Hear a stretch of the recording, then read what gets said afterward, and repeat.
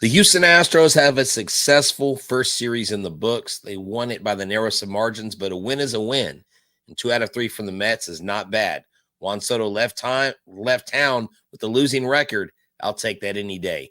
And Yankees have new bats. I'm looking to the bullpen to bring my lefty in. Keep the lead and make your team look pedestrian. It's in your wheelhouse, we'll swing for the fence. You know it's money around here, and I ain't talking expense. Strike one, heat a low in the way, you can't hit it. You know you want to start a rally, but you better forget it. Strike two, off speed, same spot, your car looking. Get ready at the plate, this time you're not cooking. Strike three, swinging out of the zone. You ain't even touch it first. Tell me how they gonna drive you home. Walk it back, looking like we ain't cool then. The game's over, might as well put them back to the bullpen, oh yeah. Hey, everybody, and welcome back to the Bullpen. I'm H-Town Wheelhouse, and this is my co-host, Mike Stanton, the World Series champion. That's 3-time World Series champion. Put an exclamation point on that. Look, you can find me at H-Town Wheelhouse on X, Instagram, and TikTok. You can find the show on Instagram, on YouTube, on iHeartRadio, and here, just anywhere you get your podcast. Make sure you subscribe to us. We are 59 away from 1,000 subscribers. I mean, for the YouTubers out there, that's not quite hitting your 3,000th hit, but it's a milestone nonetheless. Mike, tell everybody where they can find you, sir. Well, there's only one place, and that is on X, formerly known as Twitter, at Mike Stanton 29. That's right. The old lefty. Tiki says, bring that lefty in. That's right. That's what we do every time. Bring him in. That's Got to go to the lefty. Got to go to the lefty. Mike, we're not only going to talk about the Astros, we'll talk about Arrigetti, about Framber a little bit. You've got some thoughts on the Astros offense or lack thereof. Yeah. We'll look around the league. It looks like early on, the Rangers and the Astros are tied for first early on, 2-1. The Yankees and Baltimore are 2-0, 2-1. What's the Astros magic number now? Do they have a magic number yet? There's a number. I just don't know what it is. It's probably like 88. But we probably should do that. It would be one of the more ridiculous things, but it would be fun. Boston, who's my AL East pick, is 1-2. But in the National League, what do you know? The Dodgers are 4-0.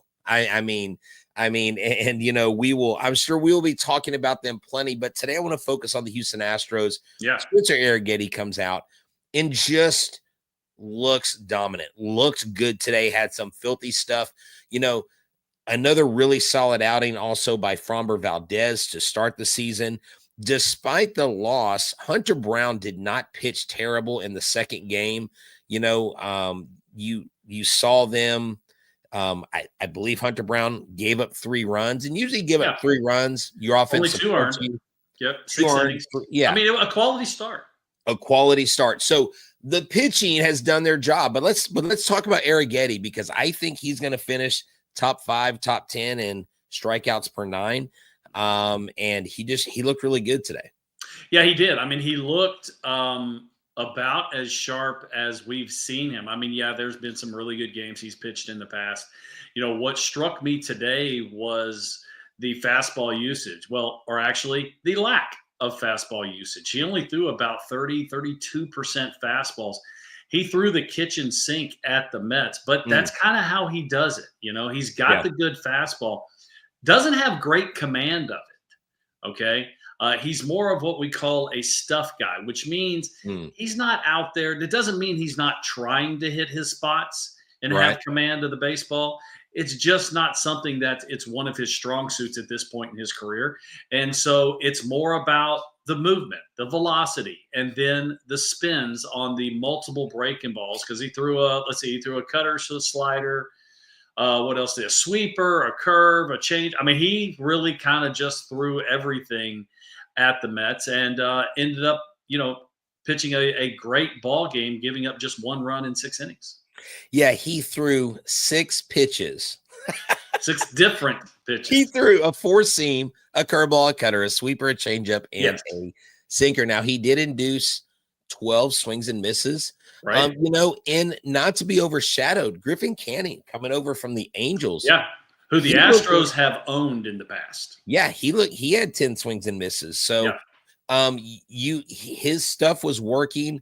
And, this is a classic pitcher's duel. You and I talked last show about how batting averages have gone down across the league. Of course, our game was not the 20-9 affair that was up in New York, where it seemed like it was a wiffle ball game. And we'll talk about that later. Especially for the first 3 innings. Yeah.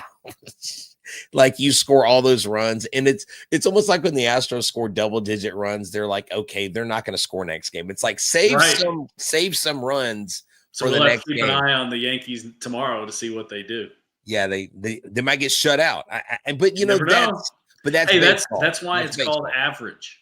That's if they're going to average 18 runs a game, that means they would have to score 30 at some point. That's true.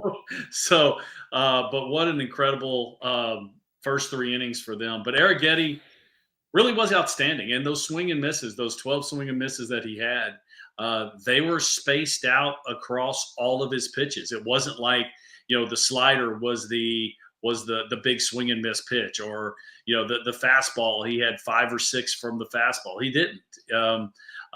He had through the 12 was the only pitch that he didn't have a swing and miss on was, I believe, the sinker, and he only had 2 of them. So, it wasn't an outing that he just had great, overwhelming one pitch, right, mixed and matched like crazy. And if he's going to throw strikes with all these pitches, he's going to be very tough. There's no doubt.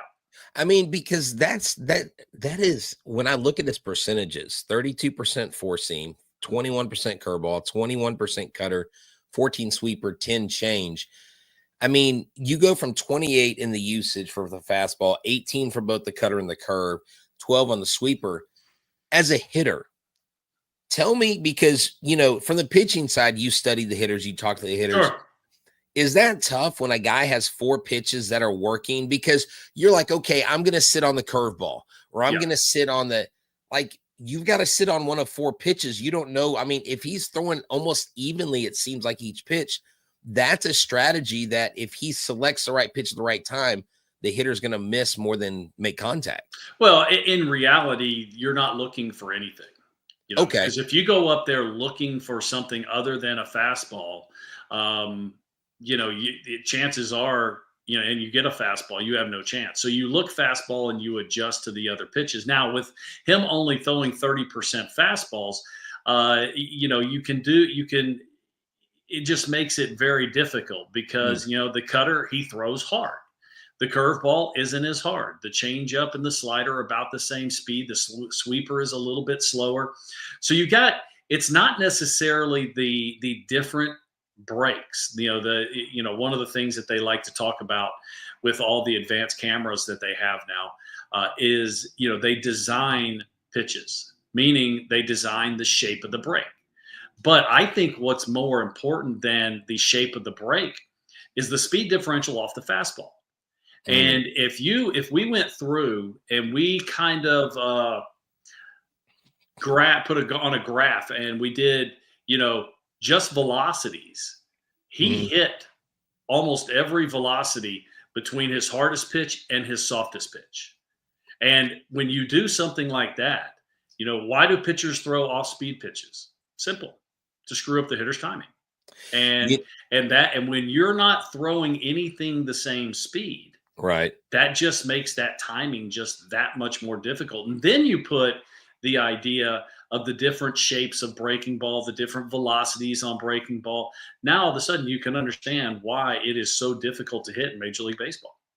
Yeah, and I heard, I don't know if it was Smoltz or I don't know which one of the commentators mentioned it, but he was talking about how the fastball for Channing and the changeup were basically coming out of the same arm slot. And, Christian Walker was having a hard time picking up the baseball. Christian Walker has struggled these first 3 games. He is not, he came as advertised as a power hitter. Yeah. 2 more strikeouts today. He's hitting .083. It is the first series. So you've got a lot of averages that are low. Altuve, 2 for 4 today, 455 on the season already. He's leading the team. Jeremy Pena with the big solo shot today. And I talked a lot this offseason about Jeremy Pena getting more lift on the baseball. And if he can continue to do that, I don't care if that home run was only a home run in 6 ballparks. It was actually still a home run in Comerica Park where the Tigers play. I was surprised about that. But Jeremy Pena, as Joe Espada has told the press, he sees him as kind of the clubhouse guy, the leader. Mm-hmm. And if he can have an offensive year like he had in 22, if he can not only that, but his defense, Jeremy Pena very well could be the MVP of this team at the end of the season.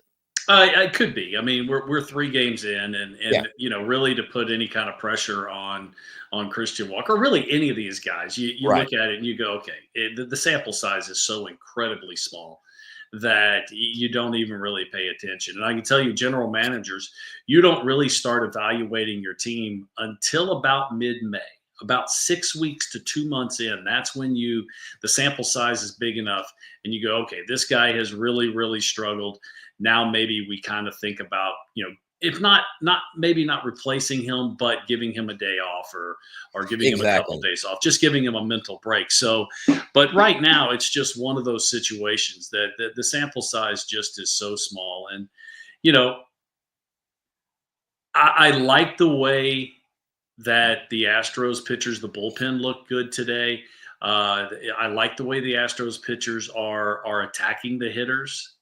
But, you know, one of the question marks going into this season was, how is this team going to score runs, especially if you have a couple guys in the middle of that lineup that really aren't getting it done?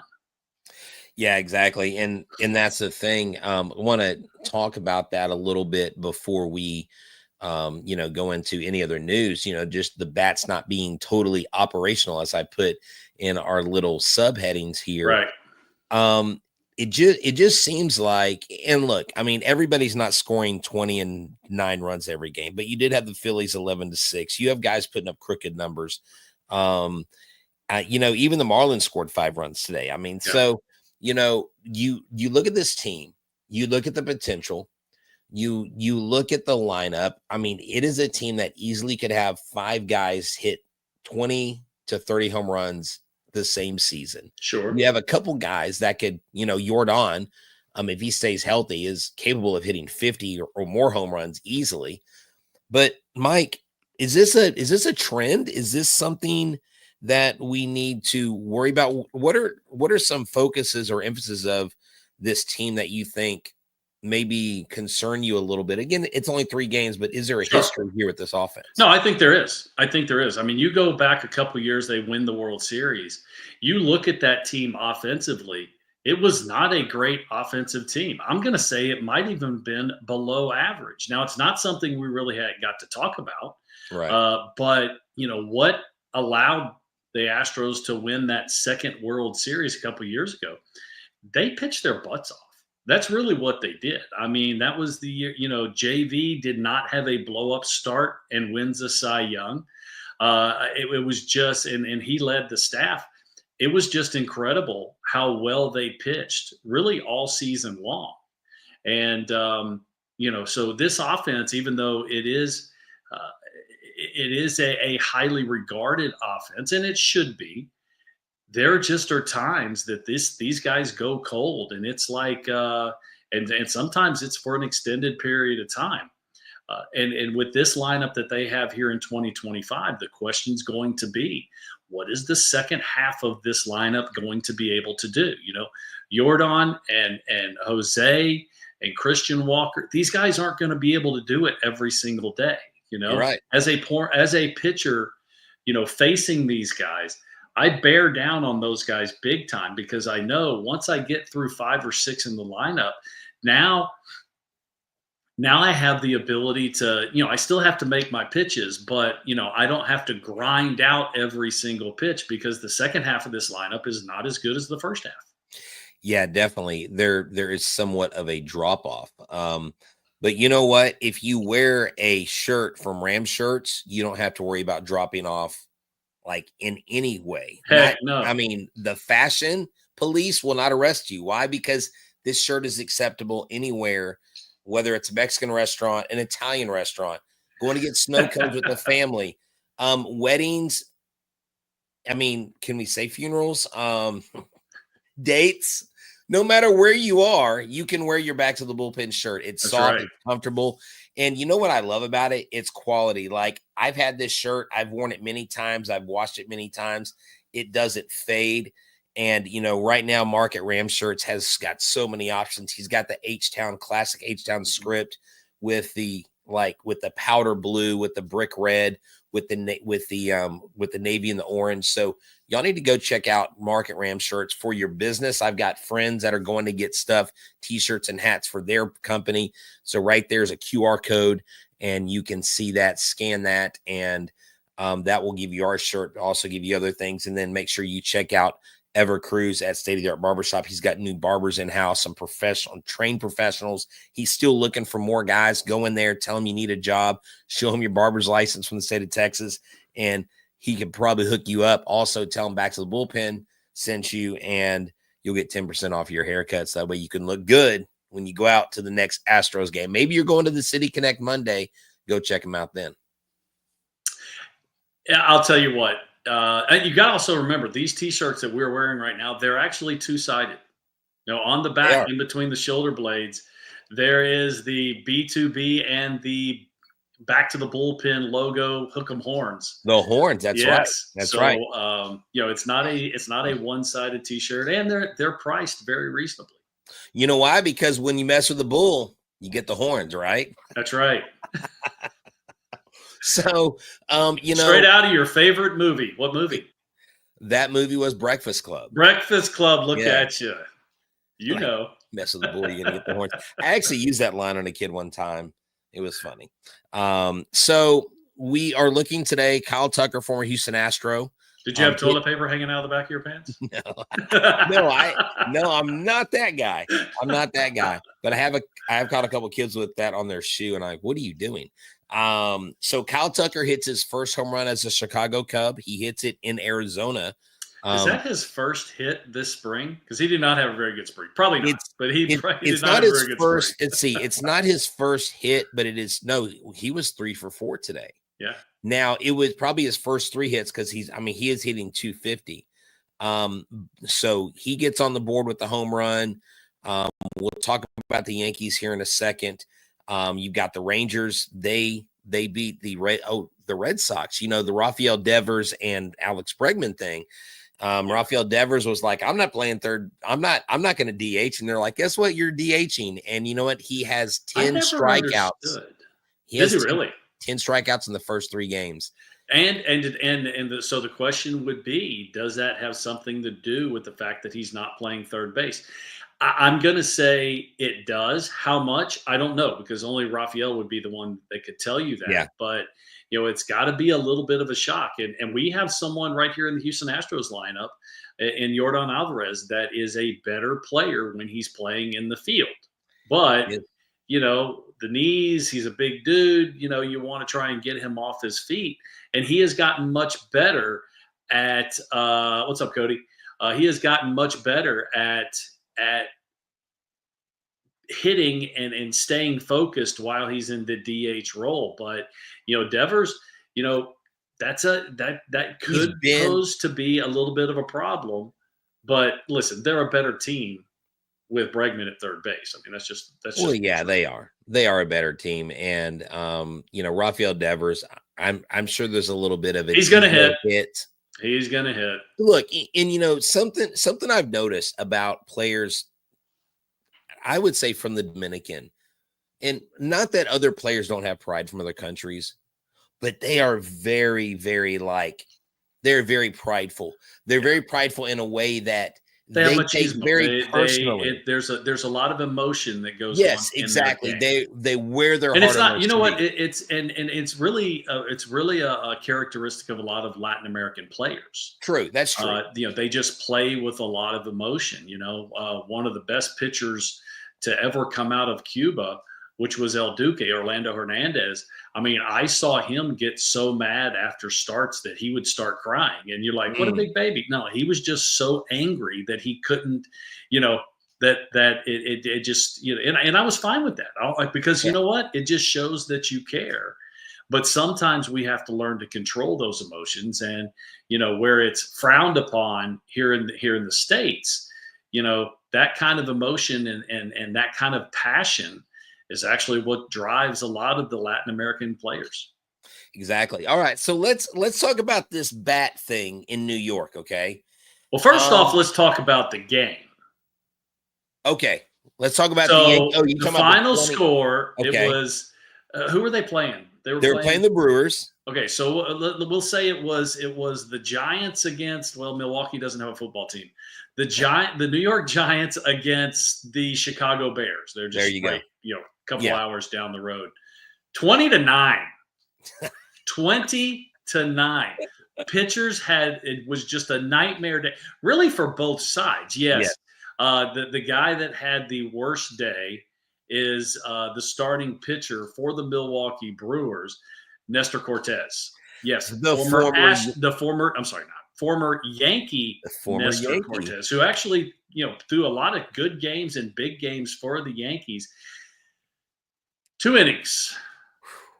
Wow. What was it? 8 earned runs. Yes. 5 home runs. He gave up 5 home runs in the first 2 innings. Oh and then the Yankees hit 8 in the first 3 innings. So the cat that came in after him gave up 3 more. And then they were 1 off of the record. The record is 10 home runs in 1 game. Uh-oh. And that was in 1987. And it was the Texas Rangers against, I think, the Toronto Blue Jays. Okay. And they hit 10. But the Yankees had 8 home runs after 3 innings. You're like, these dudes really have a chance. Well, they ended up with 9. There was 1. They led the first inning off with back-to-back home runs. First 3 pitches Nestor Cortez threw in the game went out of the ballpark. Okay. I mean, you want to talk about looking for a mulligan. Oh my God, Mike, as a pitcher, now, I mean, you had starts early on in your career, but as a pitcher, 3 pitches, it's not like you're like, okay, I made a mistake pitch, and then you throw a ball. Can you really even? What do you do? You really even have call a first pitch strike, even if you throw it down the middle? Can you really call it a mistake? True. I mean, you're trying to get ahead in the count. And, one time, okay, this is how this is going to go today. Then 2, 3, you're like, what is going on here? Because, listen, people need to understand. Go and watch big league batting practice and watch how many times a hitter, hits their first pitch, BP pitch, out of the ballpark. I'm not even talking about how about 3 in a row? Right. I mean, it's just one of those aberrations that you're like, that's just an unlucky day, because you throw the ball. I talk to pitchers all the time and about throwing the ball down the middle, about throwing strikes. They go, well, you can't throw the ball down the middle. Dude, you throw the ball down the middle all the time and hitters miss it all the time. But there are days. I know my wife used to ask me, I would come home and, she, well, what was the score? It was, 12-2. And she'd go, how many did you give up? How many? That's funny. How many were yours? How many did you give up? That's funny. You're like, well, the other guy set me up. No, but I'm looking at this box score. 3 for 5 Bellinger, 6 for 4 Judge, 2 for 5 Chisholm. 2 for 3 Goldschmidt, and these bats, they're altered. Bats were altered for Anthony Volpe. Yes. So talk to us about that, because he was only 1 for 4 today. So the bats we're talking about, and they are within the legal limits of whatever stipulations Major League Baseball puts in. And it's not like they did something. They're wood bats. It's not about the texture of the bat. It's not about is it a special wood or anything like that's not what it is. It's the actual cut of the bat. It's the design of the bat. And what they did was they did some research on Anthony Volpe, and they found out that he hit the ball up on the label a lot. Now the label is kind of in the middle of the bat. Okay. Right. The sweet spot is like 3/4 or maybe even further out on the bat. And so, okay, so here we go. So you see the label right there. So the label, if you get hit on the label, you're getting jammed like crazy. Bat's going to break. It's going to hurt. Now, but you see how the bat is the same. It's not tapered when it gets towards the end of the bat. It's all the same size. Well, this bat that they've designed, it is actually smaller at the end, and then it gets a little bit bigger as it gets towards the label. What that does is that moves the sweet spot of the bat from the end of the bat more towards the label. And then it also makes the bat feel a little bit lighter. That's going to be the same weight. A lot of times right now, what a lot of big league hitters use 33 and a half inch. It's usually a drop. It's usually a drop 3. So, just take 3 away. That would actually be the weight of the bat. Right. But by moving a little bit of weight more towards the hands, it's not as top heavy, and the bat feels a little bit lighter. It's pretty interesting because this is the first time I've ever heard of any kind of manipulation of the actual design of the bat. Because listen, there are countless different models of bats. Some are more top heavy, some have a little bit bigger head. Some have a bigger knob or have a bell at the knob. And what that does, that puts a little weight at the end of in the hands, so the bat feels a little bit lighter. But this is the first time I've actually seen the design of the barrel actually be more narrow at the end than it is more towards the label of the bat.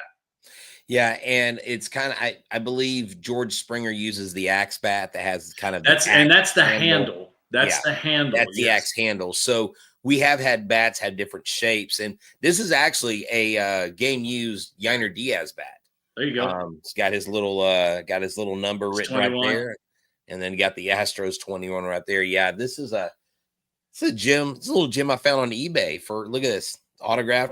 Found it on eBay for $300. That's it. $300. Yeah, $300. Yep, about a fourth of what you would pay in the authentic store. So that's why I don't shop there. It's too rich for my blood. You can pay that much for a broken bat. Exactly. Game used broken bat. Yeah. Game used broken bat for Altuve is like $1,500. I'm not doing that. But I remember back in the day, I got to tell you this. And I don't know if I ever shared this story with you. My friend's mom used to always go garage sailing, and usually we'd go with her because we would always look for baseball cards or stuff. Yeah. Well, she came back, and did I ever tell you about this bat that she brought home?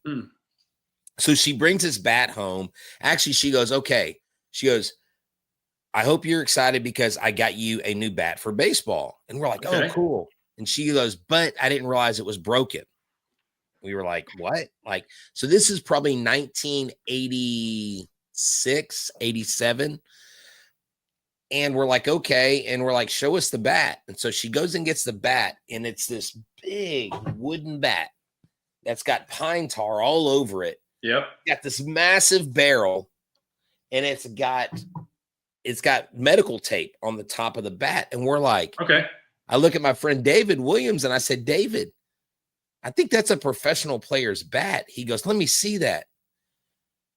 He goes, Jose Cheo Cruz. No, really? It was a game used cracked Jose Cruz bat. Awesome. That someone sold for like $2 at a garage sale. Yeah. And she genuinely was getting it for her son. And this bat was the heaviest bat that I've ever held in my life. Yeah. Jose used a big barrel bat. Big bat. And then you said the medical tape was on the barrel of the bat? Yes. Okay. So what you used to do, nowadays these guys get hundreds of bats a year. I mean, all they have to do is make a phone call. They have their own models. Right. And just within, a couple days, they can have new bats. Well, back in the day, that wasn't the case.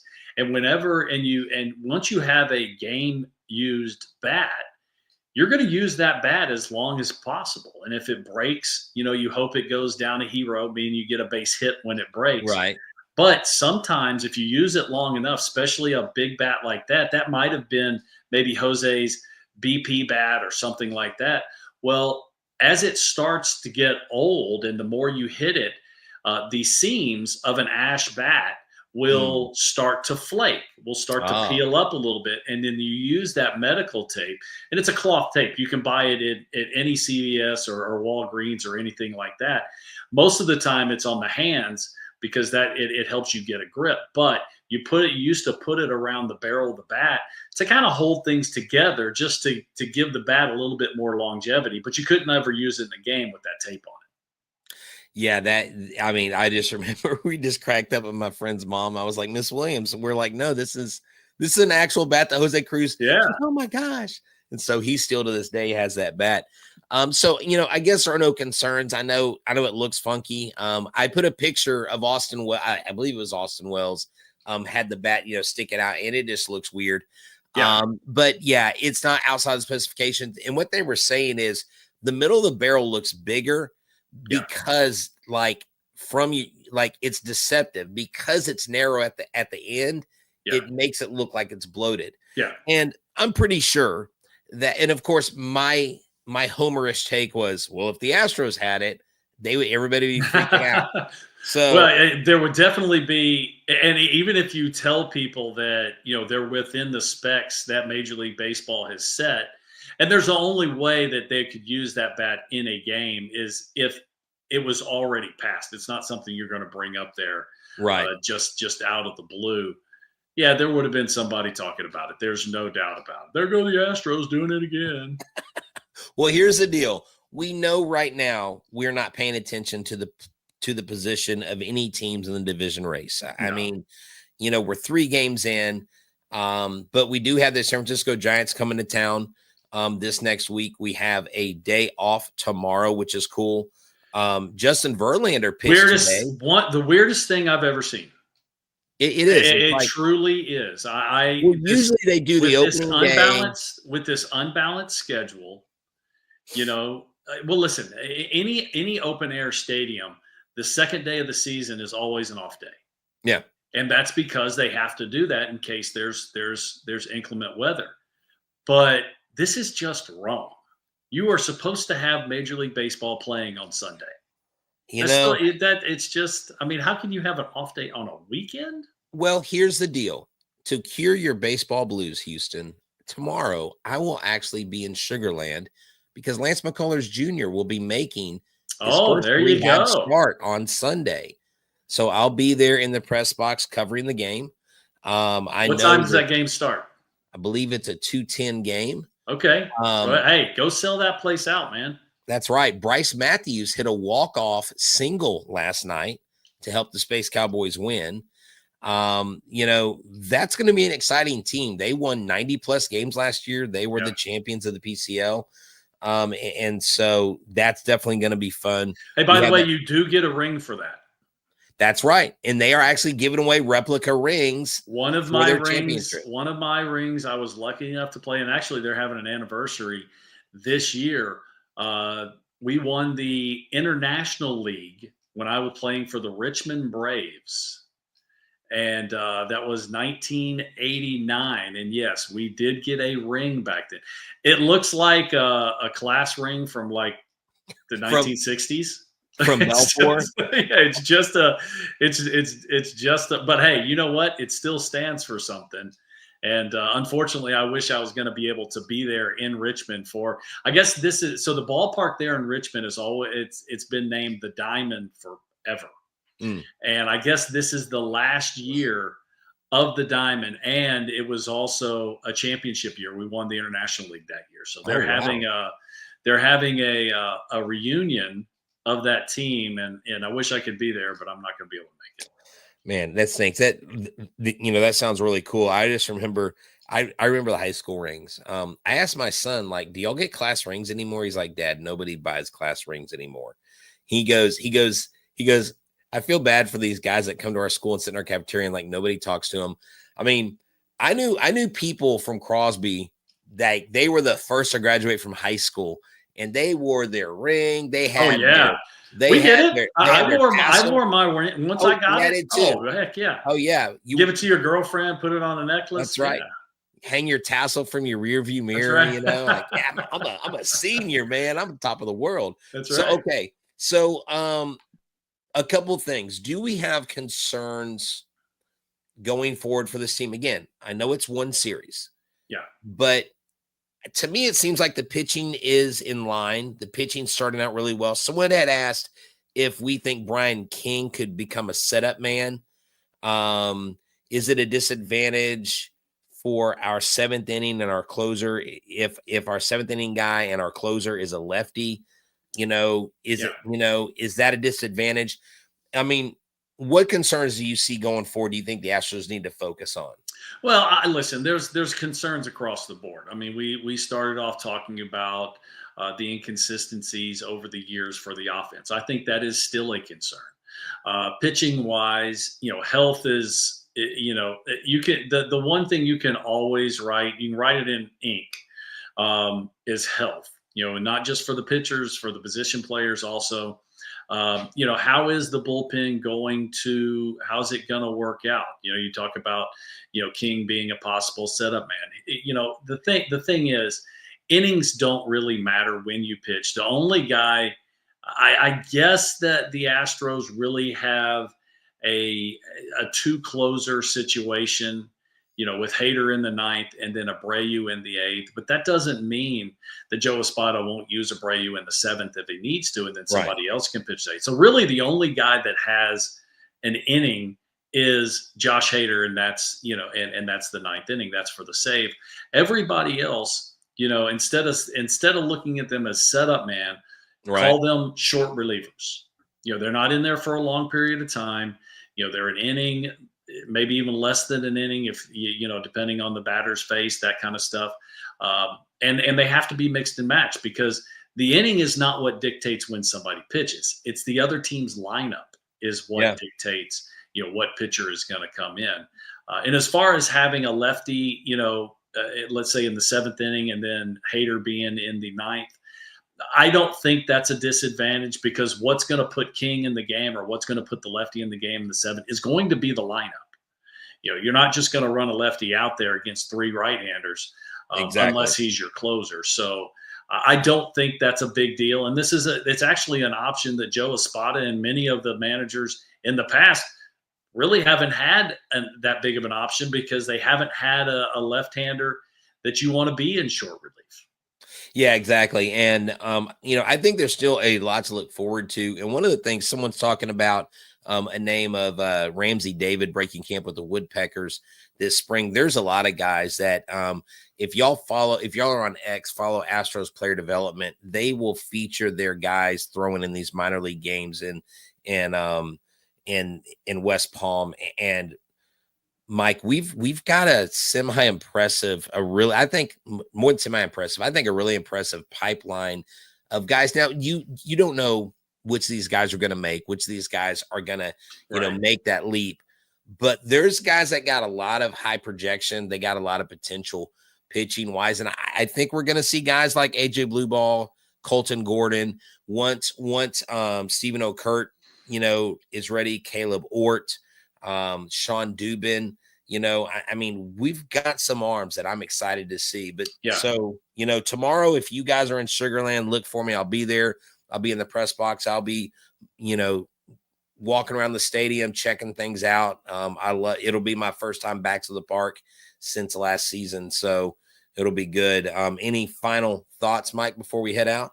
Hey, it was a good start, good series, especially with, a team that spent as much money as the Mets did in the offseason. Good start, winning 2 out of 3. Especially after what we witnessed last year from the team from New York, the other team from New York sweeping the Astros. So you can already say that this is a better start. Now you'll enjoy the Sunday off day. Still makes no sense. Get to church, whatever you do, whatever. And then, get back at it on Monday with the Giants coming into town. So that's right. It's a long season. It's fun to talk about, all the, the struggles and, who's doing well, but the sample size is so small right now. It's just good to see the dudes back on the field and playing real baseball. It's good. I mean, we've got a whole thing of baseball, and something I didn't realize that MLB Network's doing. It's called The Big Inning, and for about an hour on MLB Network, they will show the 4 games or the 3 games that are live. And as something starts to happen, someone in the control room will shift to the sound of that game. Okay. They did Ellie De La Cruz versus Justin Verlander. And then they went to another one. And I was like, so you're saying the people at MLB Network have ADD? Yes. Oh, my undiagnosed ADD was off the charts. My wife yells at me all the time because I don't ever watch commercials. Okay. I'll watch 2 or 3 things at one time. She goes, would you just please leave it on the channel? Can't do it. Can't do it. I don't need another hemorrhoid commercial. That's right. That's right. Or the other commercials they have. But yeah, look, I agree with Tiki. This is a great way to send this off. An off day feels better with the winning record. No doubt. That's true. No truer words have been spoken, but seriously, thank you so much for everybody joining us, man. We had about 350 of y'all, actually 370 at one time joining us. Hey, listen, get your friends to sign on, get them to subscribe, start listening to the podcast. Let's grow this thing. And who knows where we're going to go? We may start giving stuff away. Yeah. Brett's going to the game tomorrow. Is going to be sitting in the press box. So it's good to be the king. I'll be looking at all the peasants out of the press. That's right. He'll be doing his wave. But yeah, no, seriously. But hey, here's the deal. So going forward, Mike and I, as this channel grows, as we get to the monetization phase of like 1,000 subscribers, there's going to be other podcasts that are going to be joining this channel. Orion's Belt's going to start this week. It's a Space Cowboys podcast I'm hosting with Chris Moreno. And once we get bigger, we're going to start having some like subscription based stuff. So like we'll have a side where you can pay, and it's not very much a month, maybe $1.99 or $5.99 a month, and you'll get exclusive stuff. So you can get things like Mike breaking down a pitcher for a week or something like that. And then you can get to see things that not everybody else gets to see. So if you want to be, I think there's a bullpen bully level. I've got a couple levels that I'll start rolling out here once we get a little bit further along, but help us grow. We love you guys. Y'all are the best. We are surrounded by the best city, the best people in the world, and you guys make us number one. Y'all have a good one, and we're out. Adios. I'm looking to the bullpen to bring my lefty in. Keep the lead and make your team look pedestrian. It's in your wheelhouse, we'll swing for the fence. You know it's money around here, man, I ain't talking expense. Strike one, heat a low in the way, you can't hit it. You know you wanna start a rally, but you better forget it. Strike two, off speed, same spot, your car looking. Get ready at the plate, this time you're not cooking. Strike three, swinging out of the zone. You ain't even touch it first. Tell me how they gonna drive you home. Walking back, looking